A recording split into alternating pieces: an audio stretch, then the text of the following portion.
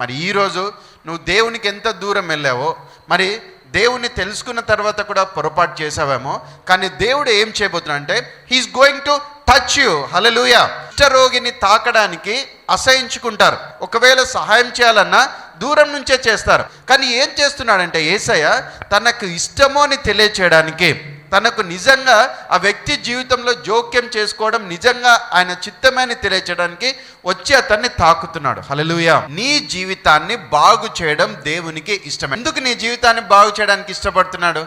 నువ్వంటే ఇష్టపడుతున్నాడు కాబట్టి. నువ్వు ఎలాంటి పరిస్థితుల్లో ఉన్నా ఆయన ప్రేమ నీ పైన మారదు. ఆయన వచ్చి నిశ్చయంగా నిన్ను తాకుతాడు. హల్లెలూయా. నీ జీవితాన్ని బాగు చేయడము ఆయనకు ఇష్టమే. అందుకని సత్యము మనకు తెలిస్తే, సత్యము మనకు అర్థమైతే అప్పుడు మనం ఏం చేస్తాం అంటే ఆశీర్వాదాన్ని పొందుకుంటాం. హల్లెలూయా.